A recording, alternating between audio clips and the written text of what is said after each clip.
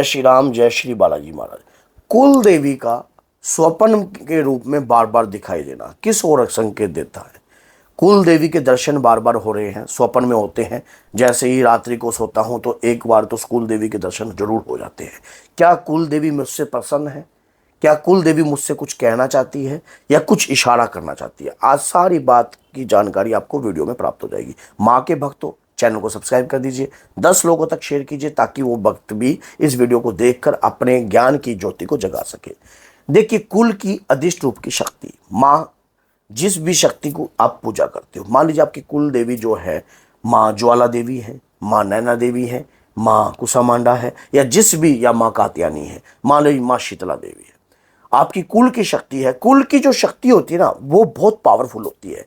हमारे घर में कुल की शक्ति को अगर हम जागृत कर लेते हैं या जगा देते हैं तो समझ लेना हमारी बल्ले बल्ले हो जाएगी, 101% हो जाएगी। कोई हमें रोक नहीं पाएगा किसी भी प्रकार से। आज इस वीडियो से आपको ये लेकर जरूर जाओगे वीडियो से कि कुल की शक्ति ताकतवर भी होती है, महाबली भी होती है। और अगर आपको स्वप्न में कुल की शक्ति के दर्शन हो जाएं तो आपका जीवन बदलने वाला है। मान लीजिए आपकी कुल देवी आपको बार बार स्वप्न के रूप में दिख रही है, तो इसका स्पष्टीकरण ये है कि वो शक्ति आपसे कुछ कहना चाहती है। अब ये क्या कहना चाहती है, किस प्रकार से आप समझोगे इस बात को, आज ये जानकारी तो आप इस वीडियो से समझ जाओगे कि शक्ति आके में अगर स्वप्न में दिखती है तो किस प्रकार की इंडिकेटर दे रही है। कुल की शक्ति का दिखना एक ही इंडिकेटर होता है कि आप परिवार के लिए खड़े हो, उनकी सेवा का भार संभालो। और साथ में भजन कीर्तन, जो भी कुल देवी का जिस दिन होता है, मान लीजिए 14 है, मान लीजिए अष्टमी है, मान लीजिए अंधेर 14 है, अंधेर अष्टमी है, तो उस दिन आप प्रमुख रूप से घर का कार्य करो। कोई भी कार्य करो, अपनी कुल देवी के लिए आप साधना करो। कुल देवी की साधना अगर एक बार आपने कर ली, आज मैं आपको एक बेनिफिट वाला और रास्ता बता रहा हूं। अगर कुल देवी की साधना में अगर आप सफल हो गए, आप मान लीजिए आपकी कुल देवी की साधना आप कर रहे हो, तो आपके घर परिवार में पीढ़ी में जो भी शक्ति होती है, एक तो वो प्रसन्न आपसे हो जाती है। दूसरी, मान लीजिए आपकी पीढ़ी में कोई आपके दादा है और उन्होंने माँ ज्वाला जी की पूजा करी हुई है, माँ काली की पूजा करी हुई है, और आप अचानक स्वप्न में आपको इस प्रकार के दर्शन देने हैं, तो इसमें सहयोग आपके दादा या परदादा का भी है। इससे एक तो आपके पितरों को उपकारी रूप की कृपा है, और दूसरी बात यह है आपके अगर इस प्रकार का इंडिकेटर आपको प्राप्त हो रहा है तो कोई तो शक्ति है जो आपको जागृत करने का प्रयास कर रही है, कोई जगाने का प्रयास कर रही है। कुल देवी के स्वप्न में बार बार दर्शन देने बहुत सारे इंडिकेटर हैं। शक्ति कुछ कहना चाहती है, पितरों के माध्यम से कुछ कहना चाहती है। पितरों की जो आपके कुल के अंदर कोई शक्ति छुपी हुई है, क्या पता वो आपके शरीर पर आने का इंतजार कर रही हो, क्या पता वो शक्ति आपके शरीर पर आना चाहती हो। अब जैसे बागेश्वर धाम में ही लगा लीजिए, वहां पर क्या था, वो सन्यासी बाबा की पूजा करते थे, और उनके क्या परिवार में और सदस्य नहीं थे जो उनकी पूजा करते होंगे, लेकिन किसको चुना? ये बात होती है कि आपके अंदर कुछ तो ऐसा है जो अलग है। चाहे आप हनुमान जी की पूजा करते हो, चाहे बाबा श्याम की पूजा करते हो, महावीर गुगा जी की करते हो, बाबा गोरखनाथ जी की करते हो, तो ये समझ लीजिए परिवार में कोई छुपी हुई शक्ति जरूर है, और वो शक्ति आपको इंडिकेटर्स दे रही है। इंडिकेटर्स ऐसे भी हो सकते हैं, छोटी कन्याओं का दिखाई देना, पायल की आवाजों का बार बार आना, घर के अंदर जिस दिन कुल देवी का दिन होता है उस दिन आपके शरीर में सवारी जैसा महसूस होता है। आपको लगता है कि शरीर के ऊपर कोई ऊर्जा, कोई तरंग आ रही है। आप स्वयं ही और धार्मिक चीजों के प्रति आपका रुझान बढ़ता जा रहा है।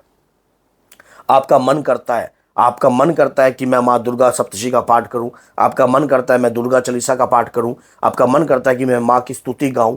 तो ये इंडिकेटर सबसे बड़े प्रमुख इंडिकेटर है कि कोई शक्ति आ रही है शरीर के ऊपर, और वो शक्ति आपको मार्गदर्शन दे रही है।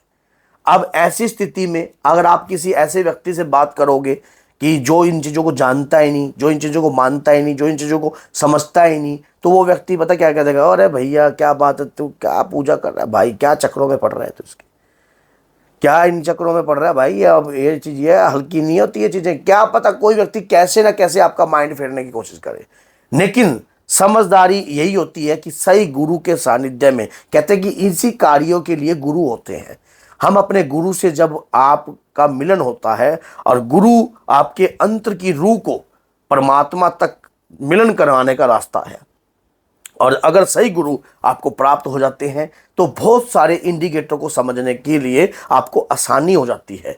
जैसे शक्ति कुछ आपकी ज्ञान इंद्रियों के माध्यम से कुछ बातें पहुंचाना चाहती हैं, आप शक्तियों से संपर्क बनाना सीख सकते हो। कल की मैंने एक वीडियो बनाई थी बाबा के प्यारे चैनल पर कि शक्ति जब हमारे कान में आती है तो कैसे बोलती है, किस प्रकार से बात करती है। आप बाबा के प्यारे चैनल पर जरूर देख लेना कि शक्ति कान में आकर कैसे आपको इंडिकेटर देती है, सामने वाले का भविष्य दिखाने का कैसे बताती है, और किस प्रकार से आप समझ सकते हो।